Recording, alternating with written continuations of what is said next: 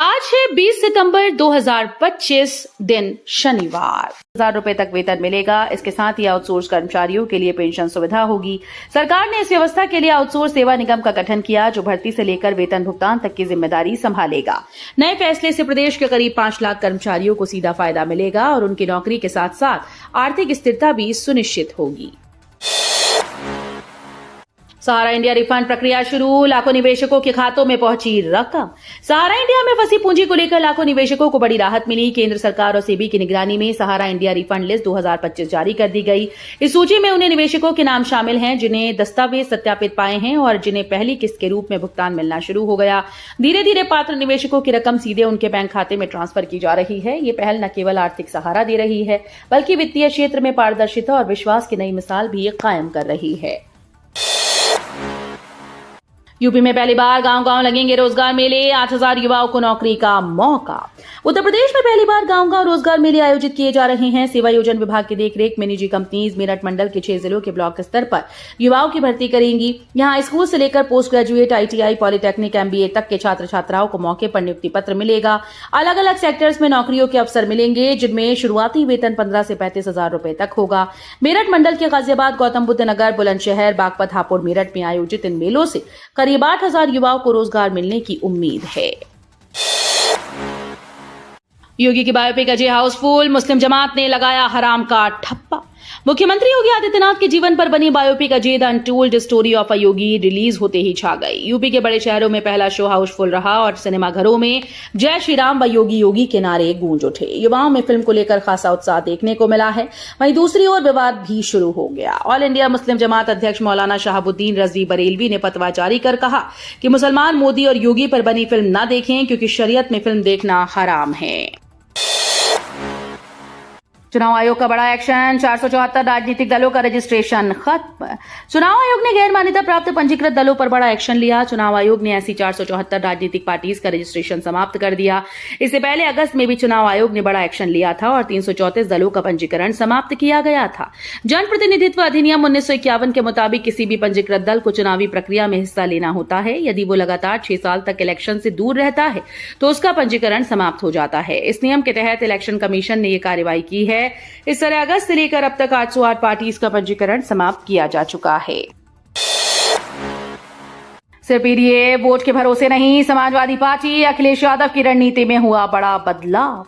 Samajwadi party ने 2027 के विधानसभा चुनाव के लिए वादों की झड़ी लगा दी। अखिलेश यादव ने युवा, महिला, किसान जैसे वर्गों को साधने की रणनीति बनाई। सभा का लक्ष्य 2027 में 2012 जैसे परिणाम हासिल करना है, लेकिन जनता का विश्वास जीतना बड़ी चुनौती होगी। पार्टी मुखिया अखिलेश यादव वादों का एक एक पैडल मार रणनीति की रफ्तार बढ़ा रहे हैं। युवा, महिला, किसान, शिक्षक, नौकरी पेशा जैसे बड़े वर्गों पर तो नजर है, छोटी छोटी जातियों को भी उनकी पहचान और महापुरुषों को सम्मान जैसे वादों से साधना शुरू कर दिया है। डिप्टी सीएम मौर्य का कटाक्ष, अखिलेश राहुल पर सियासी वार। पीलीभीत दौरे पर पहुंचे उत्तर प्रदेश के डिप्टी सीएम केशव प्रसाद मौर्य ने विपक्ष पर तीखा हमला बोला। उन्होंने कहा कि गरीब परिवार से निकले नरेंद्र मोदी आज देश के प्रधानमंत्री बने हैं, यही विपक्ष को खटकता है। अखिलेश यादव पर तंज कसते हुए मौर्य ने कहा कि यूपी में उनके लिए 2047 तक कोई भविष्य नहीं। राहुल गांधी पर टिप्पणी करते हुए उन्होंने कहा कि वे अवसाद के शिकार हैं और सिर्फ विनाश की बातें करते हैं। मौर्य ने भाजपा को विकास की राजनीति करने वाली पार्टी बताया। सड़क हादसों में घायलों की मदद करने वालों को मिलेगा 25,000 का इनाम। उत्तर प्रदेश सरकार ने सड़क हादसों में घायलों की जान बचाने के लिए राहगीर योजना को और प्रभावी बनाया। इस योजना के तहत अगर कोई राहगीर घायल को तुरंत अस्पताल पहुंचाता है तो उसे 25,000 रुपए का इनाम मिलेगा।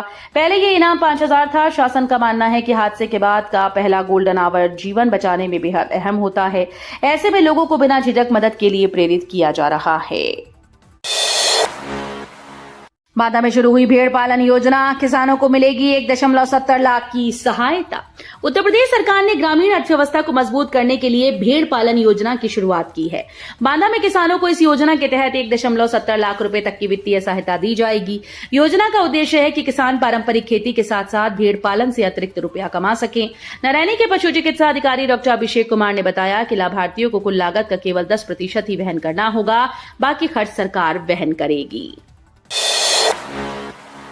नवरात्र से पहले विंध्याचल स्टेशन पर श्रद्धालुओं को मिलेगा नया फुटओवर ब्रिज।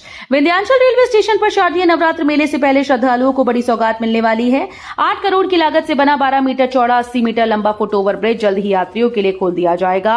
ये ब्रिज स्टेशन और डीएफसी लाइन की ओर बने सर्कुलेटिंग एरिया तक आसान पहुंच प्रदान करेगा। श्रद्धालुओं की सुविधा के लिए 3 तरफ उतरने और चढ़ने हेतु 12 मीटर चौड़ी सीढ़ियां बनाई गई। नवरात्र मेले के दौरान यात्रियों को इससे बड़ी राहत मिलेगी। 3 साल में जमीन का उपयोग नहीं तो रद्द होगा आवंटन, सीएम योगी का निर्देश। मुख्यमंत्री योगी आदित्यनाथ ने औद्योगिक विकास विभाग को सख्त निर्देश दिए कि आवंटन के 3 साल बाद तक जमीन का उपयोग न करने वाली औद्योगिक इकाइयों का भू आवंटन रद्द कर दिया जाए। ऐसी भूमि तुरंत दूसरे निवेशकों को दी जाएगी। सीएम ने कहा कि निवेश मित्र और निवेश सारथी पोर्टल को और सरल बनाया जाए ताकि निवेशक छोटा हो या बड़ा किसी को दफ्तरों के चक्कर न काटने पड़े। सरकारी आवास पर हुई समीक्षा बैठक में सीएम ने विभाग को पारदर्शी और निवेशक हितैषी व्यवस्था पर जोर दिया। एनसीआर में फिनटेक हब बनाने का निर्देश, सीएम योगी ने तेज की विकास योजना। मुख्यमंत्री योगी आदित्यनाथ ने निर्यात को बढ़ावा देने और निवेश आकर्षित करने के लिए एनसीआर में फिनटेक हब विकसित करने के निर्देश दिए। नोएडा, ग्रेटर नोएडा, यमुना अथॉरिटी में से किसी एक क्षेत्र को इसके लिए चुना जाएगा। सीएम ने कहा कि यहां बड़ी बैंकिंग संस्थाओं के कार्यालय स्थापित हों। इसके साथ ही सभी जिलों में सरदार वल्लभ भाई पटेल स्पेशल एम्प्लॉयमेंट जोन